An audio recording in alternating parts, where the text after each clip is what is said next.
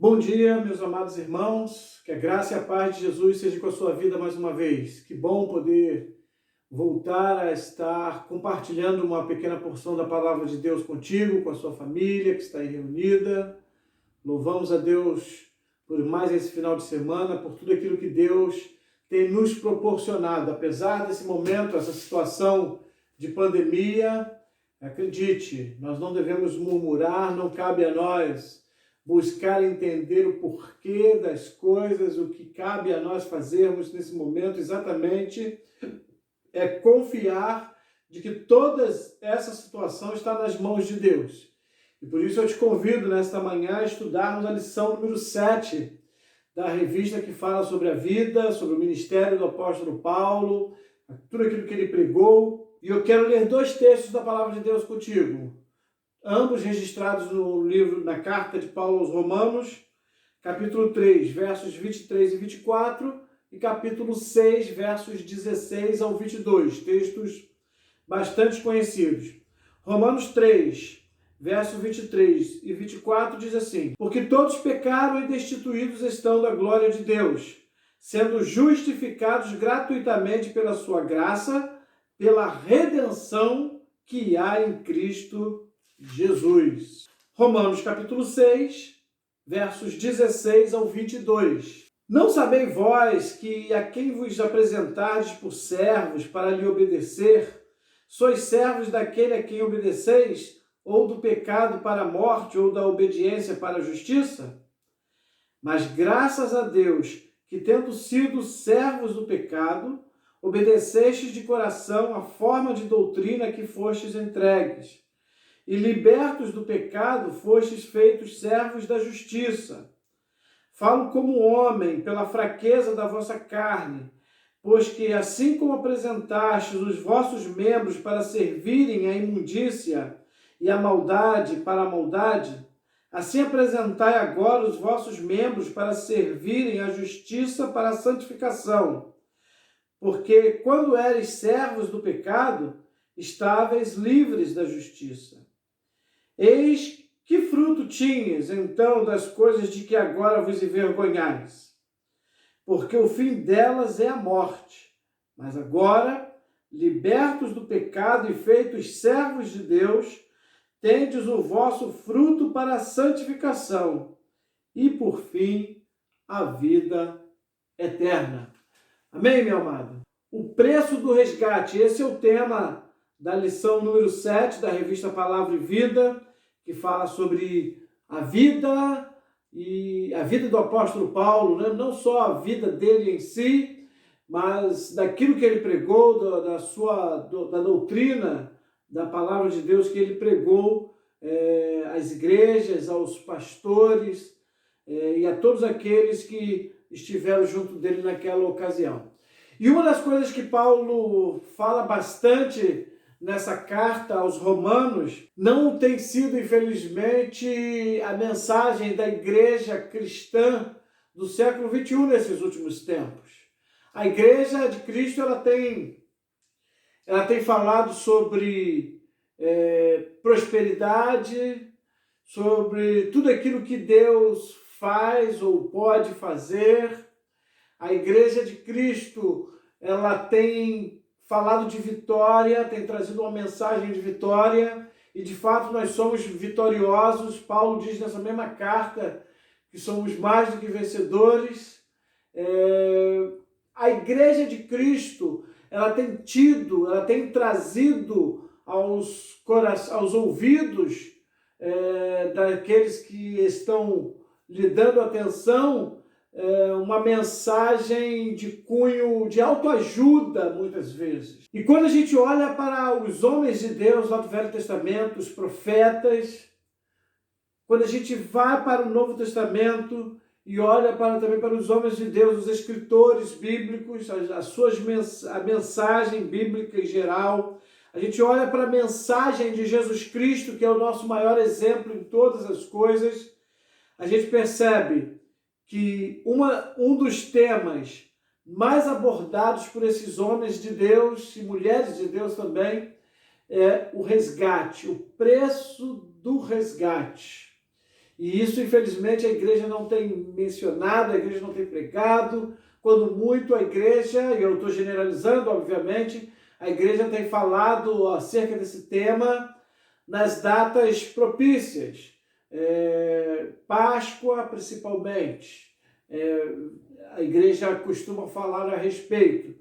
Só que esse é um tema que deve ser pregado, deve ser anunciado a tempo e fora de tempo, como diz o mesmo Paulo. Precisamos a todo momento falar de que nós somos escravos, enquanto o homem natural ele é escravo do pecado, e a única saída que ele tem é ser resgatado. E a gente vai ver nessa lição o preço do resgate que Jesus realizou em favor de toda a humanidade, de todo aquele que porventura vier a crer nele, como seu Senhor, como seu Salvador, como seu resgatador, podemos assim dizer. O autor da lição, na página número 38, no início, ele começa na introdução e diz o seguinte: podemos dizer de maneira bem simples que redenção significa livrar alguém por meio do pagamento de um preço, né? E essa era uma realidade comum do mundo antigo, né? Haviam lá a realidade dos escravos, e estes só saíam dessa condição quando eram resgatados, quando eram comprados por alguém que posteriormente os libertava, né? Enquanto isso não acontecesse, eles estavam ali debaixo da servidão do seu Senhor. Na página 39, o autor ele fala no primeiro parágrafo: esta é uma das metáforas de Paulo para a obra salvadora de Cristo. E nesta figura de linguagem ele também associa redenção com resgate. O termo grego para ambos é litron, que se usava para pagamento de resgate de escravos de guerra. Mais um pouquinho lá embaixo, o autor diz assim: um dicionário grego define o termo assim: é aquilo que se oferece para libertar e resgatar um homem de uma escravidão bárbara. Ou seja, alguém que está numa situação sem condições, sem nenhum jeito dele escapar dela. Ele então é resgatado por alguém. Tá? E aí a sua situação é totalmente transformada. E aí o autor ele dividiu a lição em 3 tópicos: o uso do termo redenção no pensamento bíblico. E aí ele faz menção da expressão tanto no Velho como no Novo Testamento. Eu vou ler aqui para você, pode ser que você não tenha a revista aí no seu celular, não tenha pego em PDF, talvez você não saiba também como acessar, eu vou dar uma lida aqui. O Antigo Testamento foi escrito em hebraico. Mais tarde, quando foi traduzido para o grego, chamou-se Septuaginta, você conhece. Esta tradução influenciou muito o pensamento dos escritores do Novo Testamento. Eles foram pregar a judeus fora da Palestina e muitos destes ignoravam o aramaico e o hebraico. Falavam o grego, que era uma linguagem universal, como o inglês hoje. Os pregadores do Novo Testamento escreveram em grego e se valeram da Septuaginta. A primeira vez que a expressão ocorre é em Êxodo, capítulo 13, verso 13. Os primogênitos, desde a saída do Egito, pertenciam a Yahvé. A ideia ocorre em Êxodo, capítulo 4, verso 22, onde Israel é declarado como primogênito de Yahvé. Em Êxodo 13, 2, todo animal primogênito é de Yahvé. Mas o jumento era muito necessário pela sua força física para o trabalho no campo. Ele podia ser resgatado, ou seja, poderia se pagar um preço por ele, como lemos em Êxodo capítulo 13, verso 13. Vamos ler todos esses textos? Êxodo 13, verso 13. No verso 2, diz assim: santifica-me todo primogênito. o que abrir toda madre entre os filhos de Israel, de homens e de animais, porque meu é. Porém, tudo o que abrir a madre da jumenta, resgatarás com cordeiro, e se o não resgatares, cortar-lhe-ás a cabeça, mas todo primogênito do homem entre teus filhos resgatarás. Então dirás a Faraó: assim diz o Senhor, Israel é meu filho, meu primogênito. E a gente poderia até, para acrescentar aqui, fazer menção ao Salmo 24, verso 1, né?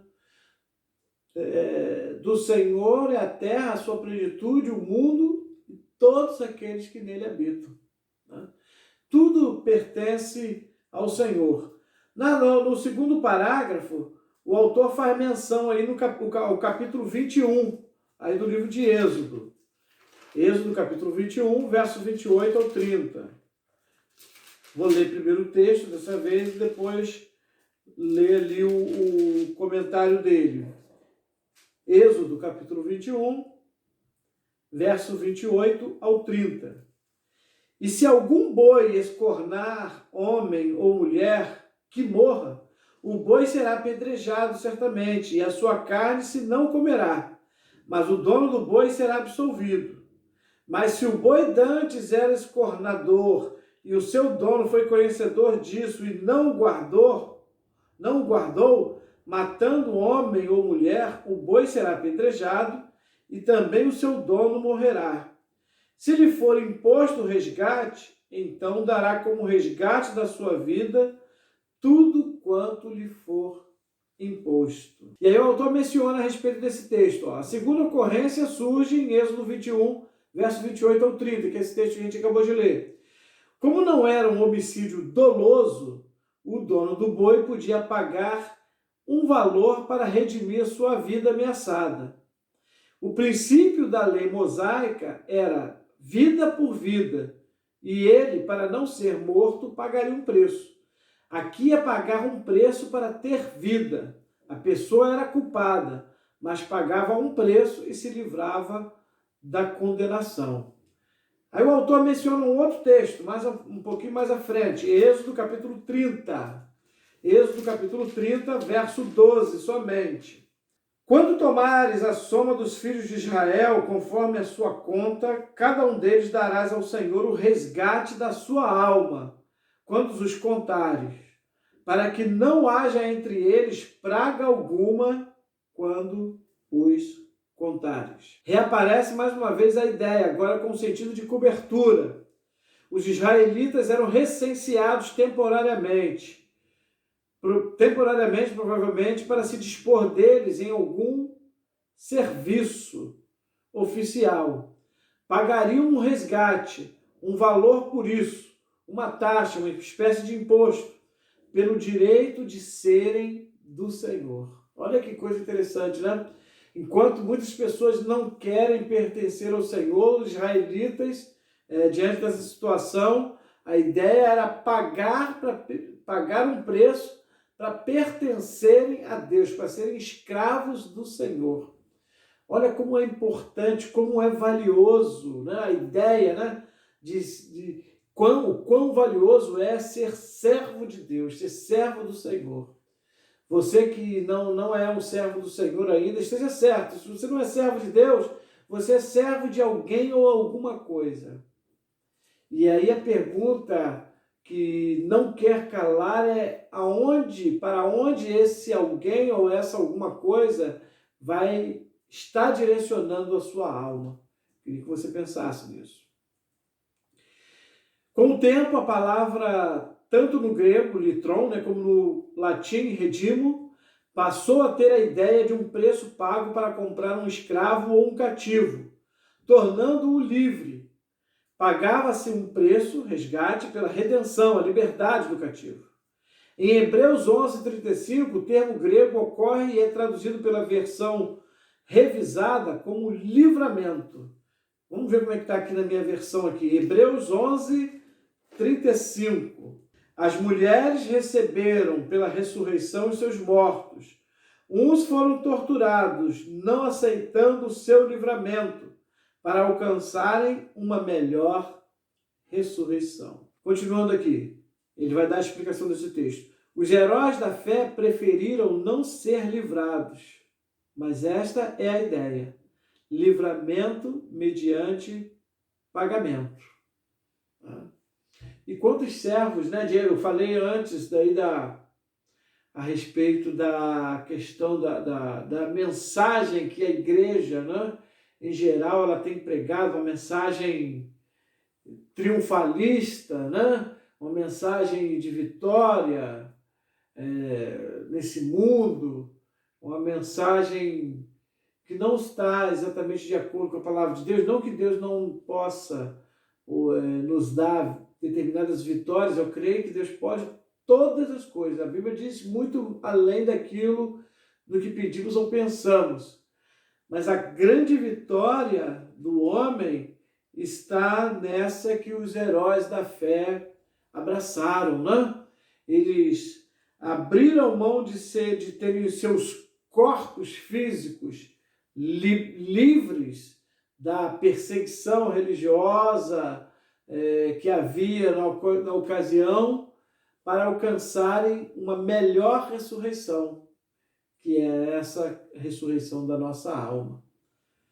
Eu queria que você pensasse nisso, porque isso é muito importante, isso diz respeito a toda a nossa existência, não só aqui na face da terra, mas durante toda a eternidade. Então pensa nisso, em nome de Jesus. O segundo tópico, ele menciona sobre o seguinte tema: o que diz a teologia a respeito do preço do resgate? Né? A teologia, você sabe, eu costumo defini-la como a ciência que estuda a revelação do caráter de Deus. Ela não estuda Deus, porque Deus não pode ser estudado. O finito não pode estudar o infinito. O que nós estudamos é o caráter de Deus, através da teologia. E aí o autor, mais uma vez, ele menciona aqui o pensamento de alguns a respeito da teologia. Inclusive, há no ambiente cristão muita gente, muitos pregadores do Evangelho, que abrem mão de estudar a palavra de Deus, de ir para um seminário, de estudar teologia, dizendo que Deus os chamou para pastorear e não para serem teólogos. E isso é verdade. Deus nos chama para pregar a palavra, para pastorear, para apacentar o rebanho. Mas a teologia é uma importante ferramenta para que nós possamos entender o caráter de Deus e compartilhá-lo com aqueles que porventura estão nos ouvindo numa determinada ocasião. E aí, mais uma vez, ele diz aqui, olha, muita gente pensa que teologia é algo complicado e não é. Ela nos ajuda a entender as verdades de Deus, ela nos dá as ferramentas para isso, né? Por isso, fiquemos com uma definição teológica de redenção. Redenção inclui tudo aquilo que chamamos salvação, livramento do pecado, perdão dos pecados, justificação, santificação e a vida eterna. É o ato pelo qual a pessoa passa a ser de Deus, passa a pertencer a Deus. A pessoa, quando está longe de Deus, ela é escrava do pecado, não tem jeito. E Paulo diz que o salário do pecado é a morte. Isaías diz que o pecado faz separação entre o homem e Deus. Ezequiel diz que a alma que peca, ela morre.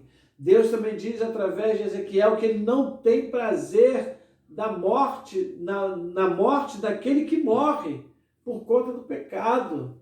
Deus diz através de Oséias, no capítulo 14, para que o homem se converta ao Senhor. É importante que, se você está nessa condição, precisa se reconciliar com Deus, é importante que você faça isso em nome de Jesus e faça o mais breve possível, porque a Bíblia diz que hoje é dia aceitável à salvação. Então, quando nós falamos que somos servos de Deus, na verdade nós somos livres, né? Alguém fala assim, eu não quero ser crente, porque crente não pode beber, crente não pode fumar, crente não pode fazer isso, crente não pode fazer sexo antes do casamento. O homem pode fazer tudo que ele quiser. Só que a palavra de Deus diz que existem determinadas coisas que até algumas que a sociedade não condena, mas que Deus nos orienta a não fazer, porque são coisas que nos afastam dele. São coisas que vão trazer mal a nós mesmos. Imagina só, Deus criou a mim e a você. E a Bíblia diz, através de Paulo, esse mesmo Paulo que nós estamos estudando, que o nosso corpo é o templo do Espírito Santo. Paulo fala isso 2 vezes aos irmãos lá de Corinto. Se o corpo é o templo do Espírito Santo, nele não pode habitar nada que seja compatível com o pecado, que não seja condizente com a santidade que deve ser o nosso corpo.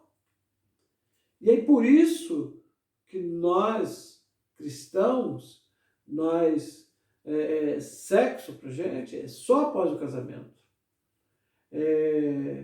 O álcool, ou outro vício qualquer que você queira mencionar, assim como outras coisas que são feitas com o corpo, né? As noitadas e outras coisas mais, não são práticas comuns a nós, porque nós sabemos que quando o homem ele se deixa se submeter pelas ondas, pelos costumes desse mundo, ele acaba sendo escravo do pecado e fazendo mal a si mesmo. E isso vai trazer consequências muito maléficas para a sua própria vida, e a pior delas é a morte, é a separação eterna de Deus. E é por isso que a Igreja Batista Memorial de Itaúna, ela está disponibilizando esse canal no YouTube, algo que antes da pandemia nós não havíamos pensado, nós não tínhamos essa visão até então, e hoje nós temos aqui para poder compartilhar a palavra de Deus contigo também, meu amigo. Você que não frequentava a escola bíblica dominical, e agora, me assistindo aqui, você está frequentando, você está também participando. Inclusive, eu quero deixar para você, claro para você, que se você quiser, você pode deixar suas perguntas, de preferência nos comentários. Se você quiser deixar seu contato também, para que a gente te ajude de alguma maneira, a gente faz isso sim. O terceiro e último tópico, Cristo o Redentor. Talvez você nunca tenha pensado na importância desse significado, até porque, como diz o autor aqui, Jesus ele tem muitos títulos, né? Ele possui muitos títulos, e esse é um dos mais preciosos títulos que Jesus possui, o Redentor, né? E a gente tem alguns ensinamentos a respeito disso que a gente quer compartilhar contigo. O primeiro deles é que em Cristo temos a redenção dos nossos pecados, não sendo mais nós escravos deles. Nós lemos isso nos 2 primeiros textos que nós abordamos aqui, Romanos 3, 23, 24 e Romanos capítulo 6, verso 16 ao 22. Antes de sermos comprados por Cristo, nós nos oferecíamos ao pecado para fazer a sua vontade. Para pensar você, meu irmão, minha irmã que está me acompanhando, antes de nós termos a mente de Cristo, de nos submetermos a Cristo, o que nós fazíamos? Coisas tendenciosas às práticas pecaminosas. Mesmo algumas que não eram condenadas pela sociedade em geral, mas eram práticas pecaminosas, certo? Então, assim nós estávamos. E agora nós somos livres. E uma vez livres, como diz o escritor, nós nos oferecemos a Cristo para fazer aquilo que é da sua vontade, aquilo que é agradável aos olhos de Deus, aquilo que antes nós não fazíamos, porque nós tínhamos uma mentalidade totalmente diferente e agora fomos transformados pela mente de Cristo. E aí o texto de Paulo, na carta aos Romanos, capítulo 7, verso 14, Paulo diz lá, porque bem sabemos que a lei é espiritual, mas eu sou carnal, vendido sob o pecado. Vendido sob o pecado. Então, nós mudamos. Agora nós não fazemos mais aquilo que era agradável aos nossos olhos e que, por sua vez, desagradava a Deus. Agora nós, como servos de Deus, libertos da escravidão do pecado, nós temos toda a condição de fazer aquilo que é agradável a Deus. Por isso, meu querido, minha querida, que quando você pensa assim, eu não vou ser crente porque crente não pode fazer isso, não pode fazer aquilo, é justamente o contrário. O crente pode, ele não faz porque ele não quer. Entendeu? Agora, eu conheço muita gente que quer largar o cigarro, mas não consegue, porque está escravizada pelo pecado. Eu conheço muita gente que quer largar o álcool, mas não consegue, porque é escrava do álcool. Essa semana, eu estive no Centro Terapêutico Esperança e Vida, uma clínica de recuperação, e visitamos lá 12 jovens, um deles conhecido nosso, pessoas que, graças a Deus, estão ali se tratando, mas nesse exato momento, quantas pessoas, quantos jovens, inclusive, talvez alguns estejam me assistindo agora, estão querendo largar o crack, largar a maconha, largar a cocaína, mas não conseguem, estão escravizados pela droga. Mas ainda existe um outro pecado, um outro senhor que tem sido muito comum em nossos dias, que é a pornografia, que é a prostituição, a promiscuidade. Existem pessoas que querem largar essas práticas e também não conseguem, porque são escravos. Mas só existe um meio, no dizer de Paulo, na teologia pregada por Paulo, Cristo, o Redentor. Cristo é aquele que pode salvar o homem, libertar o homem da escravidão do pecado. Como eu disse numa outra ocasião, creio que na última quarta-feira, o pecado ele é um acidente de percurso na vida do cristão. O cristão ele é um pecador redimido, resgatado por Jesus Cristo. Ele não vai viver pecando. Ele não será mais escravo do pecado em nome de Jesus. O autor também ele fala do sangue de Cristo, a sua morte na cruz foi o preço pago pela nossa redenção. E aí ele menciona Romanos 3, verso 25. Quero ler esse texto com você. Romanos 3,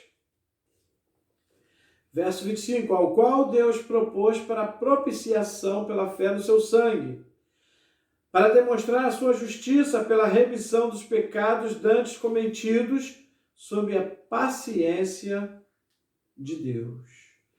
Não foi o Pai, não foi Deus quem obrigou a Jesus Cristo, mas o Filho que se ofereceu a si mesmo e ofereceu o seu sangue como preço para nos libertar. E quando libertou, nos deu de presente ao Pai. O Filho, Jesus Cristo, não é uma espécie de curandeiro, nem um pregador de autoajuda, nem sequer um revolucionário social, como alguns religiosos pregam, mas alguém que se deu como resgate por nós. Alguém que se entregou a si mesmo por mim e por você. Por isso que Jesus é diferente de tantos líderes religiosos que existem. Por isso que Jesus é diferente, por isso que o cristianismo é diferente, por isso que o evangelho é algo diferente, é o poder de Deus para a salvação de todo aquele que crê em Jesus. Jesus, ele está vivo, ele morreu na cruz, ele morreu a nossa morte para nos resgatar do pecado e muito mais do que fazer isso, ele está vivo e vai voltar para buscar a sua igreja. E a igreja de Jesus, ela é composta por pessoas que o aceitaram como seu único, eterno e suficiente Salvador. Eu espero que você seja uma dessas pessoas, em nome de Cristo Jesus. Evangelho de Marcos, capítulo 10, verso 45. Porque o Filho do Homem também não veio para ser servido, mas para servir e dar a sua vida em resgate de muitos. Então, o texto que confirma essa doutrina, né? Que Jesus veio para salvar a muitos, né? E você pode fazer parte desse grupo, se você assim o desejar, em nome de Jesus. Basta você querer, basta você crer. Ao nos comprar, Jesus acabou com a nossa condição de escravo e nos tornou participantes de sua natureza, a de filho.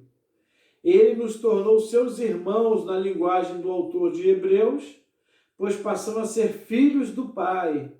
Lembra do texto lá de Hebreus, capítulo 2? Se você não lembra, eu vou ler aqui. Hebreus, capítulo 2, verso 11. Verso 11 e 12. Hebreus 2, verso 11 e 12. Dizendo: anunciarei o teu nome a meus irmãos, cantar-te-ei louvores no meio da congregação. E outra vez, porei nele a minha confiança. E outra vez, eis-me aqui a mim e aos filhos que Deus me deu. Então, somos filhos, somos irmãos ao mesmo tempo. A nossa redenção nos faz participantes também da ressurreição, da ascensão e da glorificação de Cristo. Isto significa que temos vida na vida de Cristo. E porque Ele ressuscitou, seremos também ressuscitados. E como Ele foi glorificado, nós o também seremos. Ao efetuar a nossa redenção, Jesus nos deu a sua natureza vitoriosa, sua natureza ressurreta e sua natureza glorificada.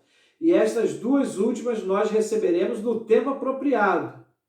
Isto tudo porque fomos tirados do domínio do pecado e passamos a ser propriedade do Pai. Amém, querido? Ele conclui dizendo: redenção ou resgate é a essência da salvação. Significa que fomos comprados para Deus. Como consequência ética da nossa redenção, reconheçamos que somos o santuário do Espírito Santo e não mais escravos de alguém, nem mesmo donos de nossa vida. Né? E aí ele cita aqui 1 Coríntios 6, 19 e 20, e tem 1 Coríntios 3, 16 também, que fala sobre essa verdade.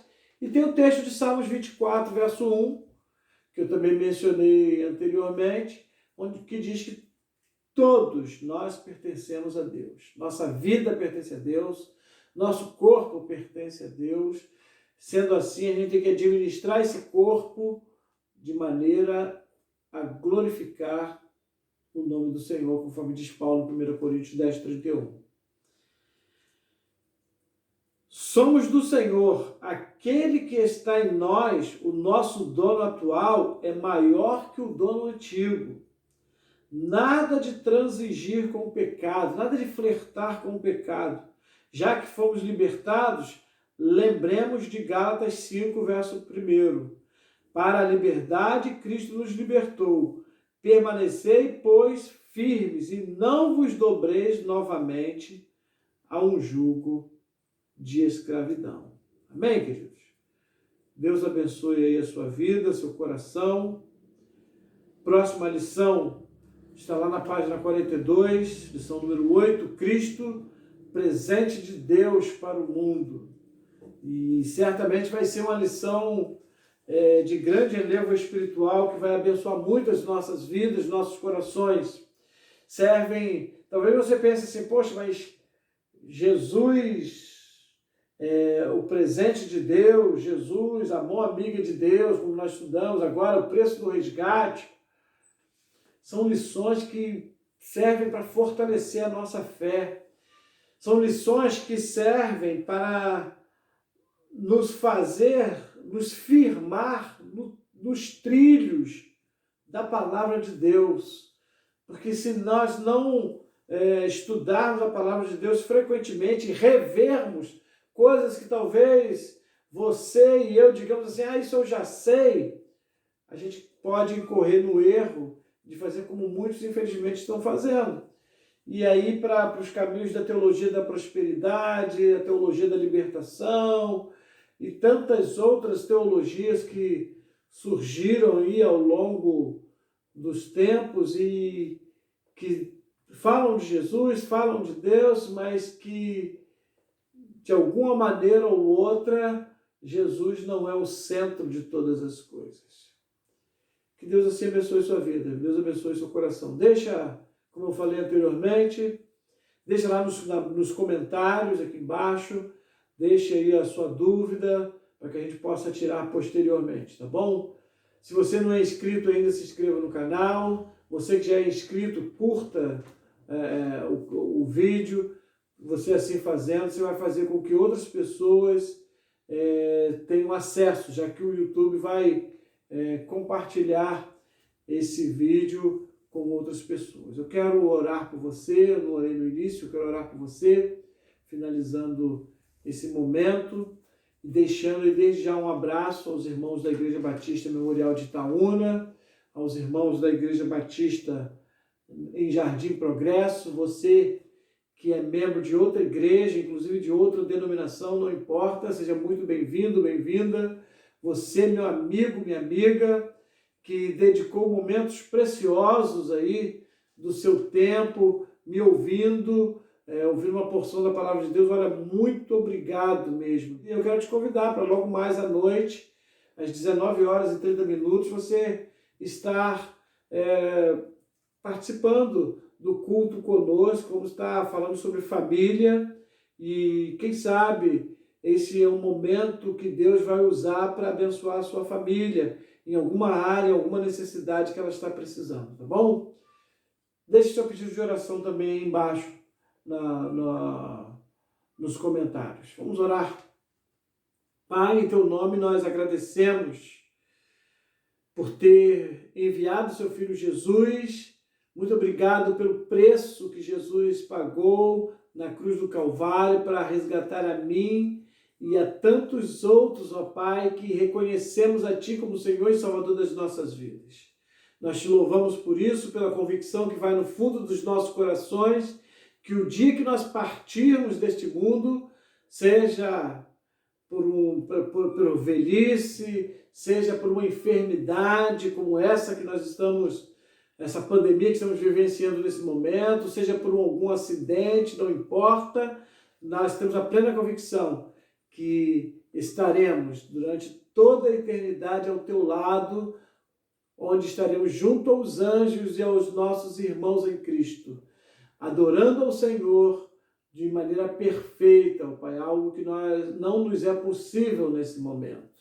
Ó Pai bendito, Pai amado, eu quero colocar diante do teu altar a vida desse meu amigo que está me acompanhando, essa minha amiga, que talvez esteja passando por momento sofrível, ó Pai, diante de algumas circunstâncias da sua vida.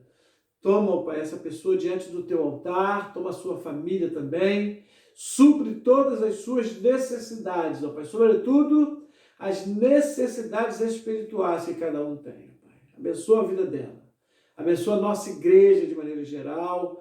Muito obrigado, ó Pai, pela melhora do pastor Rodrigo Queiroz. Muito obrigado, ó Pai, porque o teu filho, apesar de ter sido contaminado com esse vírus, ó Pai, ele está bem. Nós louvamos e glorificamos o teu nome por isso. Te louvamos também pela vida daqueles nossos irmãos que estavam enfermos, que estiveram, inclusive, com a suspeita desse vírus e que hoje, para a honra e glória do Senhor, estão se sentindo saudáveis, estão voltando à sua vida normal, dentro das possibilidades do momento que nós estamos enfrentando. Nós te louvamos por tudo, ó Pai. Continua conosco, abençoe todos os irmãos da Igreja Batista Memorial de Itaúna, abençoe todos os irmãos da Igreja Batista em Jardim Progresso, abençoe as igrejas representadas, os irmãos que estão orando comigo nesse momento. Muito obrigado pela vida dele, pela vida dela, pela sua família. Muito obrigado pela vida desse meu amigo ou amiga que está me acompanhando agora. É a minha oração que eu faço humildemente. Não que eu mereça algo do Senhor, mas a faço com perdão dos meus pecados e em nome de Jesus. Amém. Meu querido, minha querida, te aguardo logo mais à noite em nome de Jesus. Beijo nas crianças.